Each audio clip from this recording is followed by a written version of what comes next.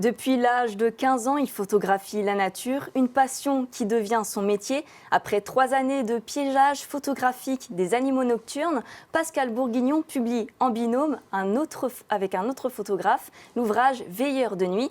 Il est avec nous pour nous en parler. Bonjour Pascal. Bonjour. Merci d'être avec nous. Merci de votre invitation. Alors tout d'abord, Veilleur de nuit, de quoi s'agit-il ? Alors Veilleur de nuit, en fait, c'est un livre qui regroupe des photos donc de piégeage d'animaux la nuit. Donc quand on dit piégeage, ça veut dire qu'on met tout un dispositif où les animaux vont se prendre en photo tout seuls. Donc on a rassemblé tout ce qu'on a pu faire pendant 3 ans pour faire ce livre des animaux la nuit. Et cette idée justement de piégeage photographique, elle vous est venue d'où ? Alors, disons que moi, quand j'étais jeune, j'ai fait pas mal de pièges, notamment sur Saint-Dizier. Là, je piégeais chez mes parents une fouine. Mais bon, avec la vie qui continue, j'avais un petit peu abandonné ça. Et c'est un ami qui m'a montré ces images. Il a repris le piège et j'ai trouvé ça tellement qualitatif que 6 mois après, j'ai décidé de m'y mettre aussi. Et évidemment, quand on est deux, on va beaucoup plus vite, on avance plus vite, il y a beaucoup de problèmes quand on piège avec des choses qui ne marchent pas, enfin des choses complètement imprévues. Du coup, à deux, on va vraiment beaucoup plus vite et voilà, c'est ce qui nous a amené à travailler à deux sur ce projet-là. Justement, en plus sur ce projet qui photographie les animaux nocturnes, il faut un certain matériel, de la technique. Comment vous y êtes pris pour faire ces photographies ? Alors c'est vrai que c'est un cheminement un petit peu compliqué. Disons que si j'avais envie de résumer, je dirais que c'est un vrai métier de trappeur. En fait, sauf que la finalité n'est pas la même, mais on va étudier le terrain, voir là où il y a des indices de présence, hein, ça peut être des coulées, des crottes, enfin voilà, tous les indices qu'on peut trouver. Et à ce moment-là, on va imaginer l'endroit où on va pouvoir faire une photo. Donc après, il faut installer le matériel. Alors nous, la particularité de ça, et on le voit bien, c'est un livre en noir et blanc parce qu'on n'avait pas le choix de faire autre chose que du noir et blanc. En fait, on a décidé de prendre les animaux en infrarouge. Donc l'appareil est traité spécialement infrarouge, les flashs sont filtrés infrarouge. Pourquoi ? Pour ne pas déranger les animaux. En fait, l'infrarouge, donc on fait au flash, mais ça envoie une lumière rouge qui n'est pas visible. Et en plus, les animaux, on l'explique dans le livre, les animaux sont très très peu sensibles au rouge. Donc en fait, ils ne s'aperçoivent pas qu'ils sont pris en photo. Donc ils ont un comportement naturel. Et le but, en fait, les animaux sont nocturnes. Pourquoi ? Parce qu'on les dérange la journée. Le but, c'est pas d'aller les déranger la nuit. Donc du coup, voilà, ils sont vraiment tranquille de ce côté-là.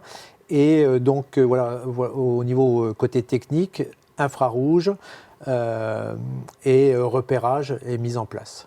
Et justement, pour la mise en place, vous avez posé vos appareils à un endroit particulier, vous avez attendu que ça s'enclenche ?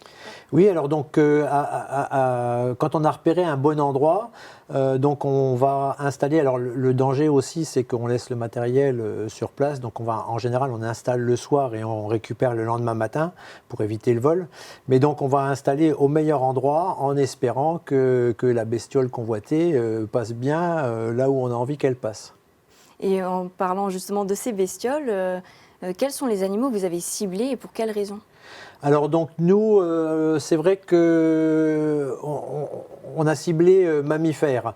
Alors mammifères de notre région. Pourquoi ? Parce que on n'a pas envie de faire des kilomètres et des kilomètres pour aller prendre des bestioles qui ne sont pas de chez nous.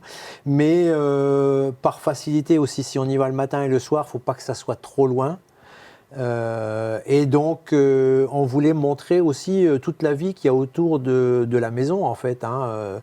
Moi j'arrive à poser mes pièges à 50-100 mètres de la maison et je vois du renard, de la fouine, du blaireau, donc voilà tous ces petits animaux qui sont bien présents en fait, hein. On s'aperçoit quand on fait des pièges la nuit qu'ils sont vraiment très actifs. Pas toujours où on veut, mais ils sont très actifs. Et donc c'est pour montrer un petit peu ce côté-là de ce qui nous entoure. En plus, sur 3 années, du coup, vous avez dû avoir un nombre de photographies quand même assez conséquente. Combien vous en avez eu au total et comment vous avez fait pour toutes les réunir? Alors, c'est difficile à dire parce que, effectivement, on a eu beaucoup de photos. Le nombre exact, je ne pourrais pas dire parce que il va se passer, par exemple, un mois sans que je fasse aucune photo. C'est en place, je le mets en place tous les soirs et il ne se passe rien. Et puis, le mois suivant, je vais trouver un endroit qui est meilleur et là, je vais faire 50, voire 100 photos par nuit.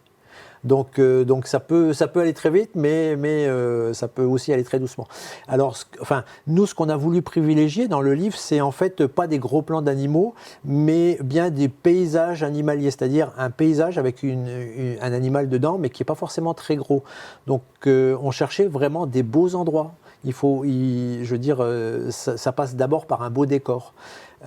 Donc combiner le beau décor avec le passage de l'animal et une lumière adaptée, voilà, c'est pas toujours évident. Donc ce qu'il nous fallait, c'est une grande variété de décors différents.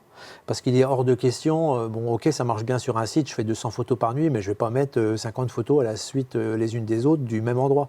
Donc il nous fallait beaucoup d'endroits différents, donc ça prend énormément de temps.